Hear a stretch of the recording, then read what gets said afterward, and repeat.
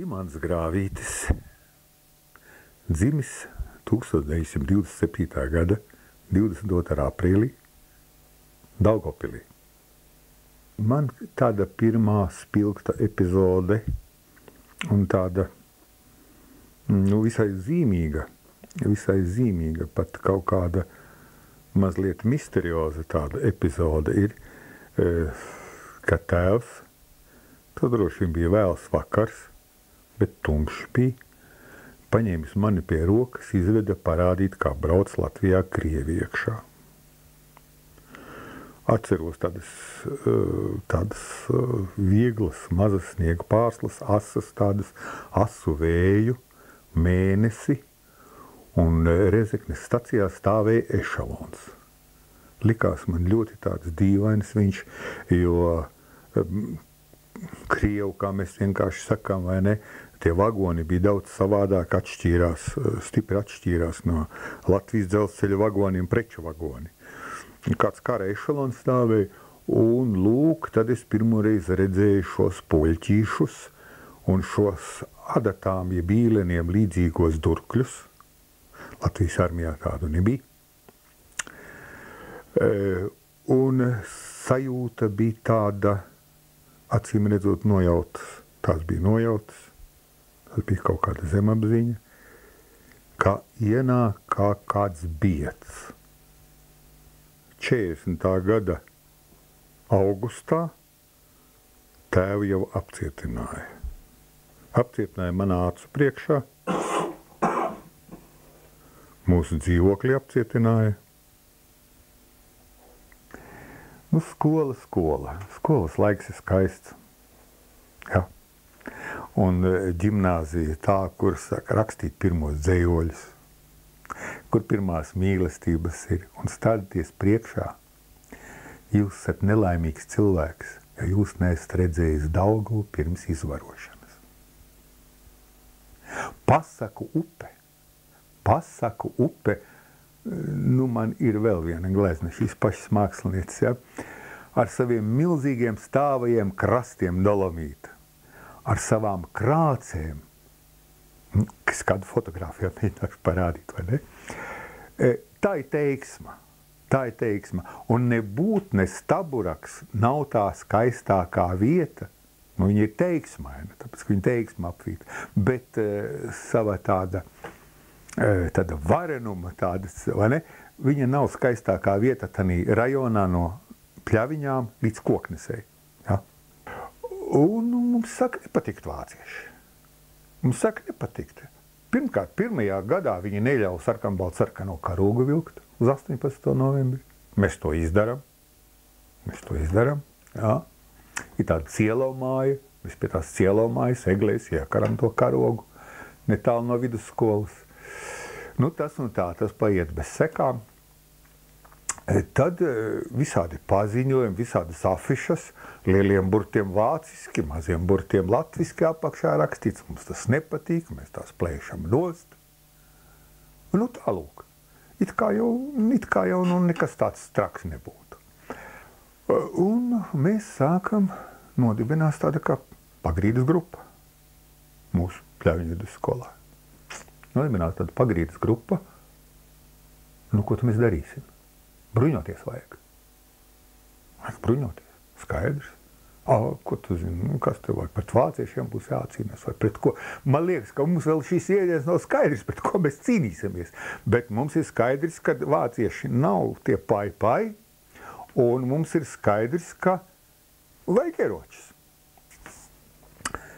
Bet tanī pašā laikā, kamēr šie notikumi kaut kur mums nezinām risinās, mēs darbojamies tālāk, un mums ir spiesturīta ausma, tā viņu sauc, protams, primitīva ar gumijas burtiem, un mēs drukājam proklamācijas, kur vienu saturu es vēl atceros tagad, Raiņa vārsmu, mēs negribam kalpot ne austrumiem, mēs negribam vergot ne rietrumiem.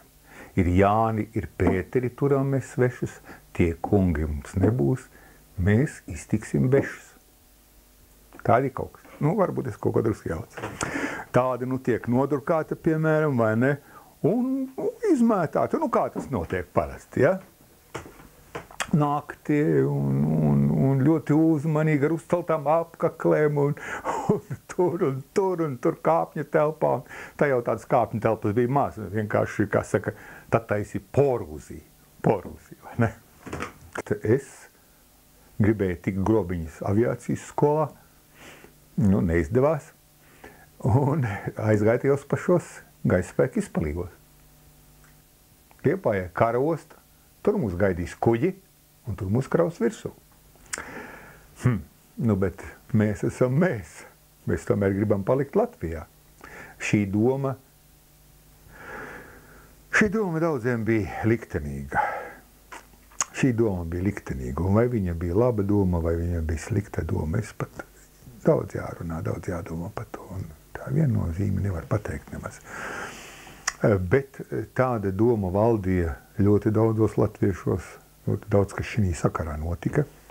Viņš nopēc. Bet jūs zināt, ka šī pa vienību? Tāds jautājums, un tas tāds liktenīgs jautājums, ko es arī liktenīgā sakarībā atceros visu laiku. Tieši tā, kapteiņkungs, tieši tā. Nekā mazākās jēgas mums nav. Mēs domājam, ka tie kurelieši. Beigās izrādās, ka tā ir SS Jagdverband im Ost. Tie ir izpletņu lēcēji, tie ir partizāņu apkarotāji, tie ir diversanti Krievā aizmugurē. Bet jūs stāties priekšā, mēs esam puikas, 3 gabali, jā? Būtībā mums nebija arī nevienam ne rāda, ne pazīstama tanī Kurzemē, jā? Šitie visi ir latvieši, jā?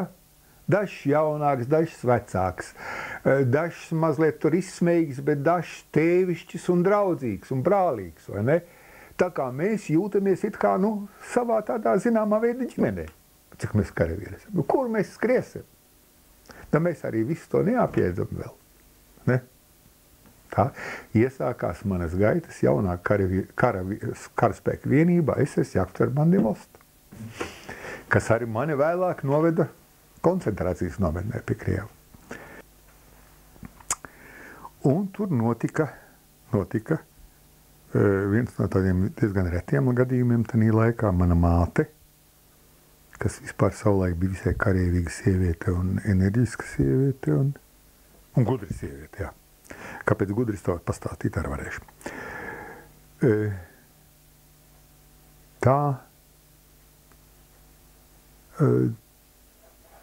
Tā atnāca no Šliserburgas līdz turienei, laikam 30 kilometru. Tā te pa sniegu. Protams, es neko nezināju, viņa man atnesa, ko tādās reizēs nes, vai ne? Ko viņa varēja atnest. Viņam bija arī kādas vērtīgas mantas no ģimenes. Tur pa ceļam dāļājusi šur un tur. Un apciemoja mani. Dabīgi tas mani dabūja arī satikšanos. Viņa ļoti labi krieviski runāja. Ja viņa bija Krievijā dzīvojusi savulaik, mans tēvs arī bija Krievijā, pēc 95. gada bija kā puikiņš aizbeidzis uz Krieviju un atgriezās tikai 22. gadā no Krievijas. Tas viņai arī palīdzēja, vai ne? Tad, kad viņa bija pārradusies mājās Latvijā, tad, kad pāris mēnešus bija dziedējis savas kājas. Tad man bija viena doma redzēt Latviju. Neatkarīgi no lielās naudas, kādu tur aiz polāra apgabala tajā laikā maksāja, neatkarīgi no visiem citiem vilinājumiem, redzēt Latviju. Tāda doma bija. Tas bija visai tāds, var saprast, emocionāls